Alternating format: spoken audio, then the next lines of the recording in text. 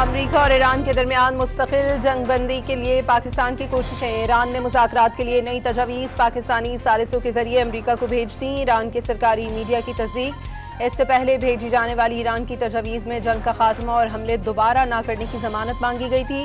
ایران نے پہلے آدنہ ہرمز کھولنے اور اس کے بعد جوہری تنازعات پر بات چیت کی تجویز دی تھی۔ صدر ٹرمپ نے ایران کی تجویز سے اتفاق نہیں کیا تھا۔ مذاکرات میں پاکستان ہی باقاعدہ ثالث، امریکہ نے جارحیت اسرائیل کے دفاع کے لیے کی۔ ترجمان ایرانی وزارت خارجہ کے مطابق کئی ممالک نے مذاکرات میں مدد کی پیشکش کی، لیکن اصل ثالث پاکستان ہے۔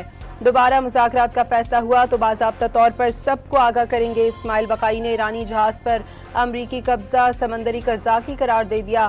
کہا پاکستانی ثالث کے ذریعے مسئلہ اٹھا رہے ہیں تاکہ زیر حراست ایرانی شہریوں کی رہائی ممکن بنائی جا سکے۔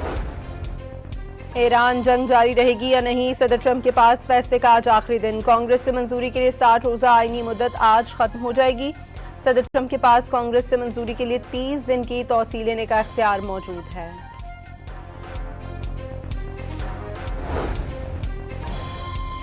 صدر ٹرمپ نے جنگ بندی کے خاتمے اور ایران پر دوبارہ حملوں کا اشارہ دے دیا۔ ایران کے خلاف فوجی آپریشن بہت پہلے شروع کر دینا چاہیے تھا۔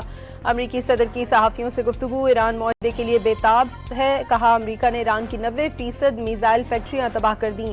ایران پر لگائی گئی پابندیاں کامیاب رہیں، ایران کی معیشت تباہ ہوتی جا رہی ہے۔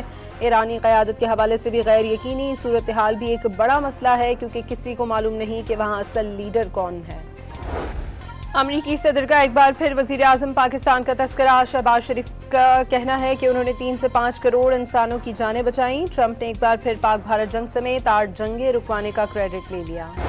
امریکی وزیر جنگ کے سامنے ایران جنگ کے خلاف نعرے گونج اٹھے۔ کانگریس کمیٹی کے اجلاس میں ارکان نے بینرز اٹھا کر ایران جنگ بند کرنے کا مطالبہ کر دیا۔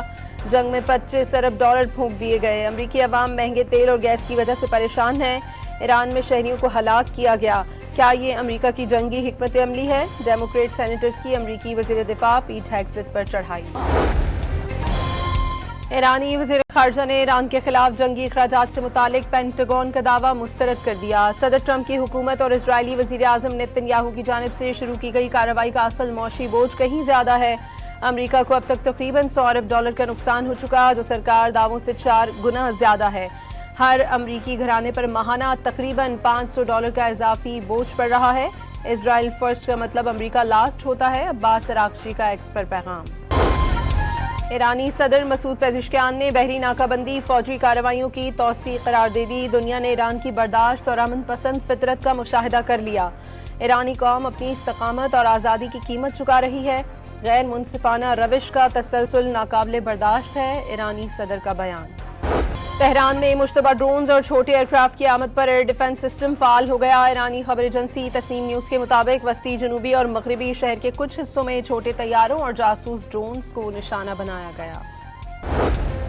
امریکی بحریہ نے مشرق وسطی میں جہازوں کا ایندھن، خوراک، گولہ بارود اور ضروری سامان دوبارہ ذخیرہ کرنا شروع کر دیا۔ جاری تصاویر میں guided missile destroyer USS Delbert D Black پر سامان لادا دیکھا جا سکتا ہے۔ اسرائیل کے لبنان پر حملے، بمباری سے خواتین اور بچوں سمیت 16 افراد شہید۔ اسرائیلی فوج کا جنوبی لبنان میں سرنگیں تباہ کرنے کا دعویٰ، فوٹیج بھی جاری کر دی۔ جنوبی لبنان میں حزب اللہ کے ڈرون حملوں میں 1 اسرائیلی فوجی ہلاک اور 13 زخمی ہو گئے۔ وفاقی وزیر توانائی کا ملک بھر میں لوڈ شیڈنگ ختم کرنے کا اعلان۔ 14 اپریل سے جاری 5 گھنٹے کی لوڈ مینجمنٹ ختم کر دی۔ LNG کی دستیابی اور آبی ذخائر میں بہتری سے صورتحال میں فرق پڑا۔ ڈیزل یا فرنس آئل سے بجلی پیدا کرتے تو بہت مہنگی پڑتی، صارفین پر بوجھ بڑھتا۔ اویس تغاری کا ویڈیو بیان۔ ٹرانسمیشن سسٹم میں فالٹ نہ آنے کی دعائیں، کہا 46 نہیں 32,000 میگا واٹ کی پیداواری صلاحیت ہے۔ نواز شریف کے دور میں لوڈ شیڈنگ ختم کر دی تھی۔ پیٹرول کی اصل لاگت $246.31 فی لیٹر، باقی $153.55 ٹیکس اور منافع۔ ڈیزل پر بھی عوام سے $146.46 ٹیکس اور منافع وصولی کا انکشاف۔ اگلے ایک ہفتے کے لیے پیٹرول مزید $6.51 فی لیٹر مہنگا، نئی قیمت $399.86 مقرر۔ ہائی اسپیڈ ڈیزل $19.39 اور لائٹ ڈیزل $17.03 فی لیٹر مہنگا۔ وزارت پیٹرولیم کا نوٹیفیکیشن جاری۔ پیٹرول ڈیزل کی قیمتوں میں اضافے پر شہری شدید ناراض۔ قیمتوں میں اضافہ مسترد، حکومت سے مطالبہ کیا کہ بڑھتی ہوئی مہنگائی کے پیش نظر عوام کو زیادہ سے زیادہ ریلیف۔ مشرق وسطی میں کشیدگی، IMF نے عالمی پاکستانی معیشت کے لیے خطرہ قرار دے دی، تنازع سے توانائی کی منڈیاں، تجارتی راستے اور مالیاتی حالات متاثر ہوئے۔ پاکستان کا IMF پروگرام درست سمت میں ہے، معاشی جھٹکوں سے نمٹنے کے لیے بہتر تیاری کی ضرورت ہے۔ پاکستان کو بھی توانائی اور خوراک کی بڑھتی قیمتوں کا سامنا کرنا پڑے گا۔ پاکستان میں IMF کے نمائندے کا SDPI کی تقریب سے خطاب۔ عالمی منڈی میں تیل کی قیمتوں میں کمی کا سلسلہ جاری، گزشتہ روز $125 پہنچنے والا برنٹ کروڈ $108.80 فی بیرل پر آ گیا۔ امریکی خام تیل کی قیمت بھی تقریباً 3% کمی کے ساتھ $102 فی بیرل ہو گئی۔ مشرق وسطی کی جنگ کے تباہ کن اثرات، ملک میں مہنگائی 21 ماہ کی بلند ترین سطح پر پہنچ گئی۔ اپریل میں مہنگائی وزارت خزانہ کے تخمینے سے بھی زیادہ رہی، مارچ کے مقابلے میں 2.48% کا اضافہ، مجموعی شرح 10.89% تک جا پہنچی۔ چین کے شہر ثانیہ میں پاکستان اور چینی اداروں کے درمیان مفاہمت کی یادداشتوں اور معاہدے پر دستخط، صدر آصف زرداری کی بھی تقریب میں شرکت۔ پاکستان اور چین کے درمیان 75 سالہ دوستی پر مبنی دستاویزی فلم بھی دکھائی گئی۔ صدر مملکت چین کا دورہ مکمل کر کے وطن واپس روانہ۔ پنجاب میں 50,000 بیواؤں اور یتیم بچوں کے لیے مالی امداد کے پروگرام کا آغاز، وزیر اعلیٰ مریم نواز نے رحمت کارڈ پروگرام کا ڈیجیٹل افتتاح کر دیا۔ حکومت پنجاب نے پتنگ بازی کے لیے نئے قواعد و ضوابط کا اعلان کر دیا۔ نئے قوانین کے تحت پتنگ بازی صرف مضبوط اور محفوظ چھتوں پر کی جا سکے گی۔ چھت کی 4 دیواری کی اونچائی کم از کم 3.5 فٹ ہونا لازمی قرار دے دیا گیا۔ چھتوں پر گنجائش سے زیادہ افراد جمع کرنے کی بھی اجازت نہیں ہوگی، وزیر اعلیٰ پنجاب نے ہدایات جاری کر دی۔ مریم اورنگزیب نے ثقافتی ورثہ پنجاب کی پہچان قرار دے دیا۔ سیاحت کا شعبہ معیشت کے لیے اہم ہے، وزیر اعلیٰ مریم نواز صوبے کی ترقی اور خوشحالی کے لیے پرعزم ہیں، پنجاب کی سینئر وزیر کا تقریب سے خطاب۔ وزیر اعلیٰ سندھ سے ڈنمارک کے سفیر کی ملاقات، مراد علی شاہ کی ڈنمارک کے سرمایہ کاروں کو سندھ میں سرمایہ کاری کی دعوت۔ ڈنمارک کے سفیر کے مطابق KT بندر کی ترقی علاقائی تجارت کے لیے اہم پیش رفت ثابت ہو سکتی ہے۔ کرپشن ثابت کر دیں وہ استعفیٰ دے دیں گے، اربوں روپے خرچ کر کے پروپیگنڈا کیا جا رہا ہے، جس بھی ٹینڈر میں کرپشن ہوئی ہے ثبوت دیں، فوری ایکشن ہوگا۔ 4,000 ارب روپے صوبے کا حق ہے، یہ رقم ان کے گھر نہیں آنی، وفاق صوبے کے بقایا جات ادا کرے۔ وزیر اعلیٰ خیبر پختونخوا سہیل آفریدی کا خطاب، پشاور میں ناردرن بائی پاس روڈ کا سنگ بنیاد رکھ دیا۔ کوئٹہ میں وزیر داخلہ بلوچستان میر ضیاء اللہ لانگو کی قیادت میں حکومتی وفد کی اپوزیشن رہنماؤں سے ملاقات، مدارس رجسٹریشن سمیت سیاسی امور پر تفصیلی تبادلہ خیال، حکومتی وفد اور اپوزیشن کا آئندہ بھی بات چیت جاری رکھنے پر اتفاق۔ مورکہ حق کو 1 سال مکمل ہونے پر وزارت اطلاعات و نشریات اور لوک ورثے کی جانب سے مشترکہ تقریب کا انعقاد۔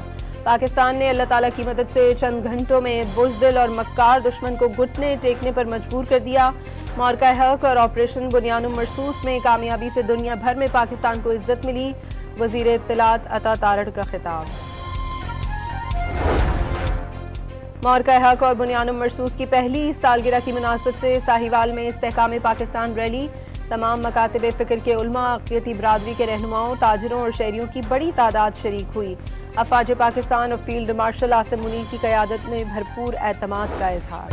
خیبر پختونخوا کے عوام کا پاک فوج کے ساتھ مکمل یکجہتی کا پیغام، شہریوں کے مطابق افواج پاکستان کی جانب سے منہ توڑ جواب کے بعد بھارت اب دوبارہ ایسی ہمت کرنے سے پہلے 10 بار سوچے گا۔ بھارت کے آپریشن سندور میں ناکامی سے پاکستان کا عالمی کردار مزید مستحکم، فرانسیسی اخبار کے مطابق ٹرمپ کے اقدامات سے مودی کو عالمی سطح پر سبکی کا سامنا کرنا پڑا، جس سے مودی کی ساکھ شدید متاثر ہوئی۔ مودی کی جانب سے انتخابی حد بندی کے ذریعے طاقت حاصل کرنے کی کوشش ناکام ہو گئی۔ ٹرمپ کی پالیسیوں نے مودی کی عالمی حیثیت کمزور کر دی۔ بھارتی روپے کی قدر میں کمی سے بھارتی معیشت بھی زوال کا شکار ہے۔ ہندوتوا نظریے کا پرچار، مقبوضہ کشمیر میں سنگین انسانی جرائم کی شرمناک تاریخ۔ پہلگام فالز فلیگ کے بعد مودی نے مقبوضہ کشمیر میں مسلمانوں پر جاری ظلم اور بربریت میں مزید اضافہ کر دیا۔ انتہا پسند BJP نے مسلمانوں کو مقبوضہ کشمیر سے بے دخل کرنے کے لیے سرعام قتل کی دھمکیاں دیں۔ مودی نے ریاستی جبر کو مزید بڑھاتے ہوئے بھارت بھر میں کشمیری طلبہ کی زندگی اجیرن بنا دی۔ یوم مزدور پر دنیا بھر میں تعطیل، لیکن مزدور کو چھٹی نہ ملی۔ دہاڑی دار محنت کش کے لیے ایک دن کی چھٹی کا مطلب ایک دن کا فاقہ تو ہو سکتا ہے، تفریح نہیں۔ ملک بھر کے مزدور بڑھتی مہنگائی اور کام کے کم ہونے کے مواقع کا شکوہ کرنے لگے۔ وزیر داخلہ کا اسلام آباد میں FIE ہیڈ کوارٹرز کا دورہ، اکیڈمی کی اپ گریڈیشن پروجیکٹ پر پیش رفت کا جائزہ لیا۔ محسن نقوی نے سال کے اختتام تک FIE کو جدید خطوط پر استوار کرنا ہدف قرار دے دی۔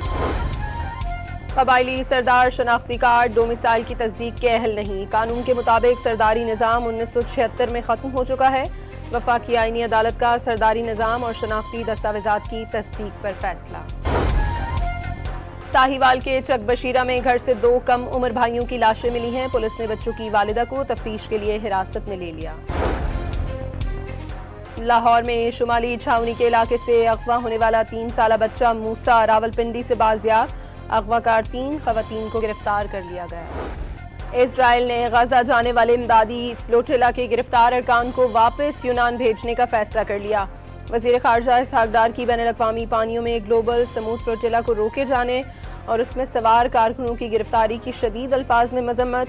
پاکستان، ترکی اور ملیشیا سمیت 11 ممالک کا گرفتار افراد کی رہائی کا مطالبہ، ایتھنز میں گرفتاریوں پر احتجاج۔ اسرائیلی دہشت گردی کا شکار، غزہ کے بے گھر فلسطینیوں کے لیے خیموں کی زندگی بھی عذاب، کیمپوں میں چوہے اور کھچملوں کی القار، مظلوم فلسطینیوں میں بیماریاں پھیلنے لگیں۔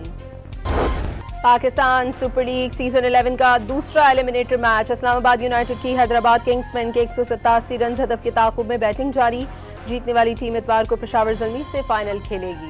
ایران ویمنز نیشنل ہینڈ بال ٹیم کی ایشین چیمپئن شپ جیتنے کے بعد جشن منانے کی ویڈیو سوشل میڈیا پر وائرل۔